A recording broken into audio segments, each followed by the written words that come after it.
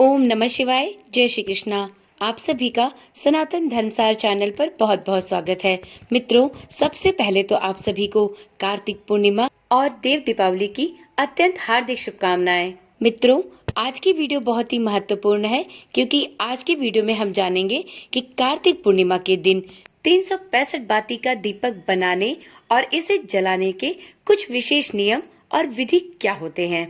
जैसा कि आप सभी जानते हैं कि कार्तिक माह दीपदान के लिए सबसे ज्यादा फलदायी माना जाता है।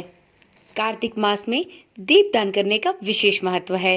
इस महीने में मंदिरों, तुलसी और आंवले के पेड़ के नीचे, नदी के पास, कुएं, बावड़ी, पोखर, तालाब के पास दीपदान किया जाता है। इन स्थानों पर दीपदान करने से व्यक्ति को अक्षय पुण्य की प्राप्ति होती है। परंतु यदि आप साल भर में या कार्तिक माह के पूरे एक महीने तक दीपदान करने में असमर्थ रहे हैं और आप चाहते हैं कि कार्तिक महीने में दीपदान के पुण्य का फल भी आपको प्राप्त हो, तो आप आज कार्तिक पूर्णिमा के दिन 365 बातियों का एक दीप जलाकर भी कार्तिक माह में किए गए एक महीने के दीपदान, स्नान और दान का पुण्य प्राप्त कर सकते हैं। तो मित्रों, कार्तिक पूर्णिमा एक ऐसा दिन है जिस दिन आप यदि 365 बाती का एक दीपदान भी करते हैं तो आपको पूरे एक महीने के कार्तिक पूर्णिमा के किए गए दीपदान का पुण्य प्राप्त होता है। तो साल भर के दीपदान का पुण्य आपको आज के दीपदान से प्राप्त हो सकता है। इसके लिए आपको सिर्फ एक उपाय करना है और इस उपाय को करने के लिए आपको कुछ विशेष सामग्रियों की भी आवश्यकता होगी। तो सबसे पहले इस वीडियो में जानते हैं कि आपको 365 बातियों का दीपदान करने के लिए किन किन सामग्रियों की आवश्यकता होगी। तो आप इन सामग्रियों को नोट कर ले और इन सामग्रियों को आप पहले से भी जुटा कर रख सकते हैं। इन सामग्रियों में आपको सबसे पहले घी, जो कि गाय का होना चाहिए। आप गाय के घी के स्थान पर तिल के तेल का प्रयोग भी कर सकते हैं। इसके साथ ही आपको 5 सूतों वाला कलावा लेना होगा। साथ में आप एक सूखा नारियल ले सकते हैं।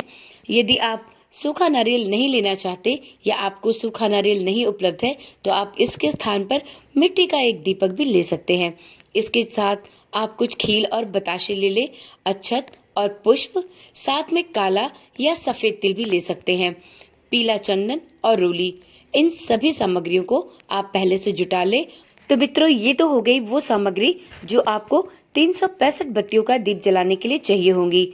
सनातन धर्म के लोगों के लिए कार्तिक पूर्णिमा के दिन का विशेष महत्व है, जिस दिन 365 बत्तियों का दीपक जलाना सबसे शुभ माना जाता है। तो चलिए आज की वीडियो में जानते हैं कि 365 बत्ती वाले दीपक जलाने से जुड़े कौन कौन से नियम हैं और जिनका ज्ञान न होने से आपको इस दीपक को जलाने का कोई लाभ नहीं होगा। तो सबसे पहले 365 बत्तियों का दीपक जलाने से पहले कुछ विशेष नियमों की जानकारी अवश्य होनी चाहिए। इसके बाद वीडियो में हम ये भी जानेंगे कि 365 बत्तियों का दीपक आपको किस प्रकार तैयार करना चाहिए और इस दीपक को तैयार करने के बाद आपको इन्हें कब, कहाँ और किस प्रकार से जलाना है। तो चलिए वीडियो शुरू करते हैं और सबसे पहले जानते हैं कि 365 बत्तियों का दीपक जलाने के क्या क्या नियम हैं, किन नियमों का पालन करने के साथ ही इस दीपक को जलाना चाहिए। तो मित्रों, 365 बत्तियों का दीप जलाने से पहले इसको सबसे पहले घर पर आपको बनाना होगा। सबसे पहले आप एक कलावा ले और वो ही कलावा ले जिसमें 5 धागे हों। अब कलावे को अपने हाथ पर या किसी कार्डबोर्ड पर आप 73 बार लपेटें और बचे हुए धागे को काट दें। लपेटे हुए कलावे को बीच में से काट दें और धागे को बत्ती की तरह सीधा कर ले। बत्ती बनाने के बाद एक कटा हुआ नारियल ले। मित्रों, आपको सूखा नारियल लेना है और इस बात का ध्यान रखें कि आप जो भी कोई सूखा नारियल लें उसे महिलाएं ना काटें। 99% महिलाओं द्वारा यह गलती अक्सर हो जाया करती हैं। महिलाओं को कभी भी नारियल नहीं फोड़ना चाहिए और ना ही नारियल को काटना चाहिए। तो यदि आप भी सूखा नारियल का यह उपाय करने जा रही हैं तो आप इसे दुकानदार से ही कटवा कर लेकर आए, और नहीं तो यदि आपके घर में कोई भी पुरुष हो तो आप उससे इस सूखे नारियल को बीच से कटवा लें और एक दिए की आकृति में 2 नारियल के टुकड़े तैयार हो जाएंगे। अब आप इसमें से एक नारियल का आधा टुकड़ा जो दिए की भांति दिख रहा है उसे ले लें और उसमें इस बत्ती को डाल दें। अब इसमें आप शुद्ध देसी घी डाल सकते हैं और यदि आपके पास देसी घी नहीं है तो आप इसके स्थान पर तिल के तेल का प्रयोग भी कर सकते हैं। अब इस बत्ती के मुंह पर आप थोड़े कपूर लगा दें। मित्रों, देवी देवताओं की पूजा में उनके लिए कपूर का दीपक बहुत ही शुभ माना जाता है, तो आप इस दीपक की बाती के मुंह पर कपूर को भी लगा दें। इसके बाद आप इस दीपक में सफेद तिल डाल दें। मित्रों, यदि आपको सफेद तिल आसानी से उपलब्ध नहीं है तो आप काले तिल का प्रयोग भी कर सकते हैं। मित्रों, इस बात का ध्यान रखें कि कार्तिक पूर्णिमा में काले या सफेद तिलों का दान और इसके द्वारा की गई पूजा बहुत ही सार्थक और शुभ मानी जाती है, तो आप अपने इस दिए में भी काले तिल या सफेद तिल का प्रयोग अवश्य करें। इसके साथ ही आप इस दिए में कुछ खील या बताशे भी डाल सकते हैं।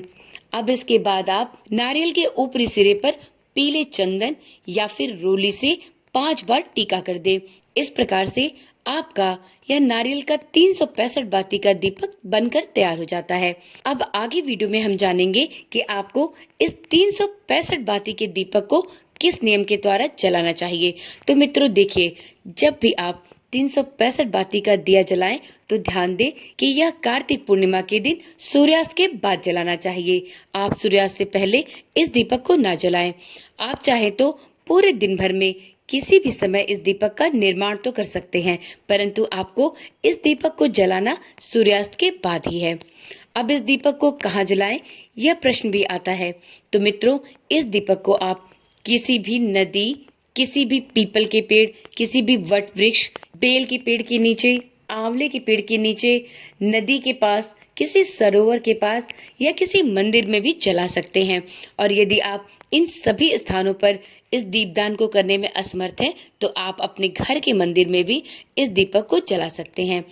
इस दीपदान के समय इस बात का भी विशेष रूप से ध्यान रखें कि यह दीपक किसी भी देवी देवता, किसी भी वृक्ष के थोड़ी सी दूरी पर रखें, जिससे इस दीपक की लौ से किसी भी देवी देवता की मूर्ति, विग्रह या किसी भी वृक्ष को हानि न पहुंचने पाए।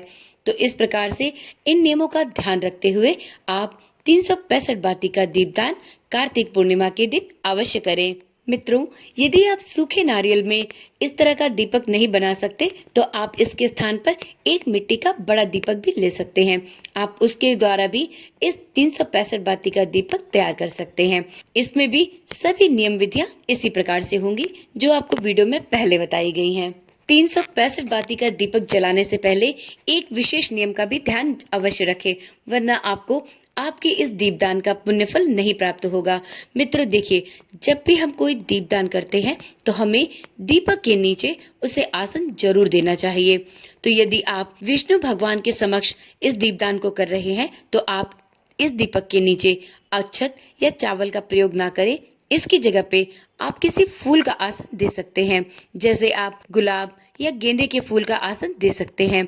और इसी प्रकार से आप किसी भी नदी, सरोवर, तालाब या किसी भी वट वृक्ष, पीपल के वृक्ष, माता तुलसी के पौधे के पास, आंवले के वृक्ष के पास, किसी भी मंदिर में यदि आप यह दीपदान कर रहे हैं तो इसके नीचे अक्षत या किसी फूल का आसन अवश्य दें।